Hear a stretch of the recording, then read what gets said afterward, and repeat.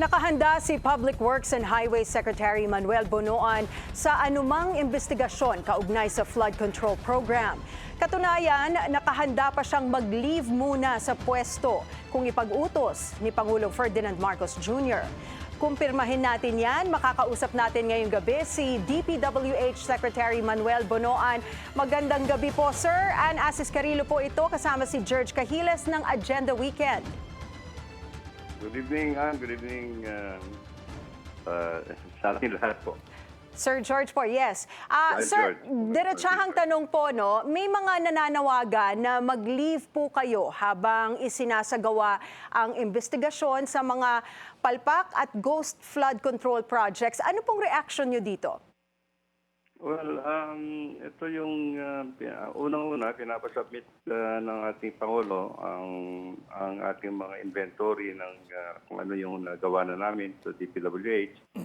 The flood control projects, very detailed yung information that we will submit to the President. Siguro, titingnan muna natin itong mga records na ito, and then we will see kung ano ang resolution na pwede natin gawin. Di ba dito sa at this point in time, yun pa lang ang kuwan na ating Pangulo sa amin. So we will submit this actually by next week po. Speaking of detailed list po, no, you cited 9,856 flood control projects and around 15,000 in the pipeline. Ilan po dito ang mga dumaan na sa field verification and kailan po kaya masusumite yung final list para sa Pangulo? Itong 9,800 plus na completed flood control projects po, meron na kami records yan. No? So we are ready actually. We're just consolidating it. Consolidate namin muna ngayon. And we will be able to submit it by next week sa Office of the President. So. Nagkausap na po ba kayo, Sir, ni Pangulong Marcos kaugnay sa mga gagawin naman sa mga flood control programs na considered failed? Considered failed? Of course, yun natin investigahan po rin namin yung considered failed na project. So, ini-inventory nga namin lahat. Ini-inventory namin lahat, yung completed at saka non-completed, kung meron non-completed. And pinapakuha natin dito, ang importante po rito, may submit namin ho yung records namin so that matignan po I think this will be open to the public to see kung nandiyan pa ba yung mga natapos, nasira ba, o napakinabangan ba. Ito po yung, I think, this the objective of giving the list actually to Office of the President. Sec Manny, si George Cahiles po.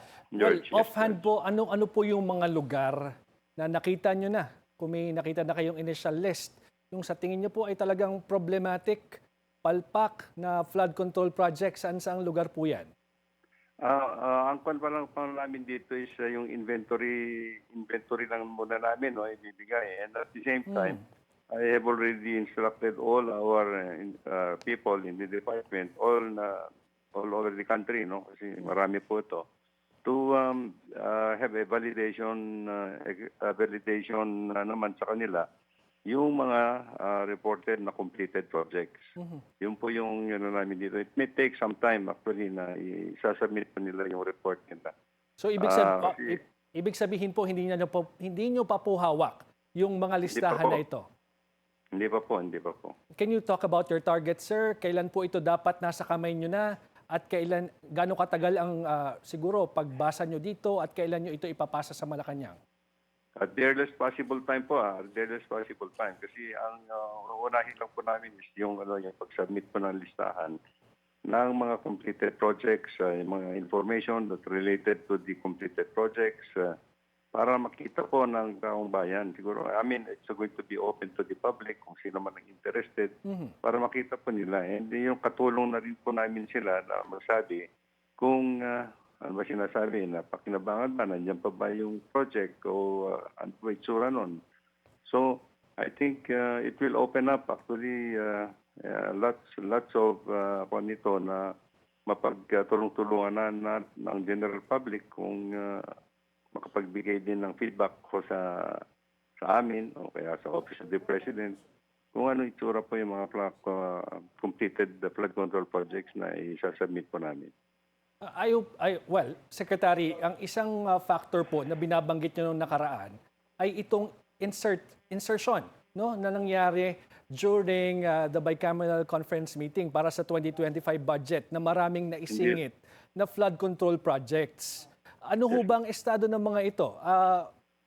Ipinatigil na ho ba ito muna pansamantala o what's going on?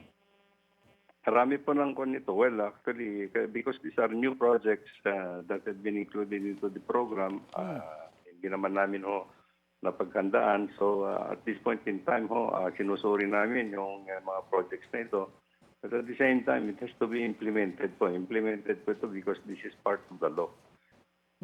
Line items po nito, but titignan na lang po namin yung pinakamagandang paraan para may isagawa yung mga projects na ito po. Sec, ayon po kay Manila Mayor Isko Moreno, dapat daw ibalik sa mga LGU ang pamamahala sa paggawa sa flood control projects. Ano pong reaction nyo dito? Very much welcome po. I think very much welcome kung talagang kukunin po nila yung responsibilidad ng lahat ng flood control on their own and their own resources. But sir, how about kung ipapayagan natin sa LGU? How about yung bigger picture, no? Para nag-uugnay-ugnay kasi ang mga baha naman walang boundaries yang Sec. So paano Exactly paano ho natin aasikasuhin, ayusin yung mga problemang 'yan? Well, it's going to be kung kukunin po ng mga local government units, I think dapat sila mag-usap how they're going to integrate the entire flood control program for Metro Manila po. Yan lang po yung kwan natin ngayon. I mean, candidly, honestly, medyo hirap po ng paglalagay ng mga master plan dito sa Metro Manila. Kasi kanya-kanya po yung mga cities na meron silang kanya-kanyang plano at saka programa po. So hindi Somebody has to integrate everything. Hindi po kaya Now, kung sila po ay akuhin na po nila lahat yung responsibility sa flood control, I think maganda naman po siguro ang atikain niya. So that they can consolidate and integrate everything sila po. So hindi po kaya ng DPWH o ng MMDA na alam mo yun, pagkaisahin itong mga LGU na ito, so finally magkaroon ng maayos na flood control master plan sa Metro Manila at the very least? To put it in proper perspective po kasi, noong mga nakaraang taon, maraming nakalipas na taon, ang flood control program ng Metro Manila was with DPWH po. Kaya lang, because of the charter ng MMDA, na dapat sila ang mamamahala sa flood management program, at saka traffic management program ng Metro Manila. Nasa charter po nila kasi. Kaya tinransfer po namin sa kanila yung ng flood management program po. Ang kwan lang po nito is actually MMDA kasi I think it's just a coordinating body. Hindi naman ho sila, well, I don't know, it's they're providing all the policies at saka kung anong dapat gawin. But at the end of the day, yun pa rin yung sumunod ng mga local governments po sana. Sir, maiba lang dahil Yes po. kasi sa natapos na yung mga pag-ulan, dahil din sa baha, ang dami na namang sirang kalsada. Hindi kaya mahina po yung mga inilagay natin sa ating mga kalsada? Hindi naman po siguro kasi, well, we have to understand na medyo mahaba-haba yung nasok yung natin, yung mga kalsada natin, nasok yung mga kalsada natin for, I think, 13 days. At saka, dumadaan pa rin po yung mga bibigat na mga truck. Napakabibigat na truck. Ito po yung sinasabi nga namin na dapat naman sumunod sila sa batas. Yan lang po yung mga nasira ng On top of that, sinasabi ko na rin po na yung dito, lahat ng maintenance fund namin over the years, bawas na bawas din po. Wala rin po kami yung immediate na kailangan po namin. At hindi kami, humahanap po kami ng solusyon na para maibsan ako naman yung mga ganitong pagkakataon. Kasi marami pa hong darating ng mga ganitong pagkakataon. Ang anak ko nito siguro na mga pag-ulan. Yun po yung mga asikasuhin po namin ngayon.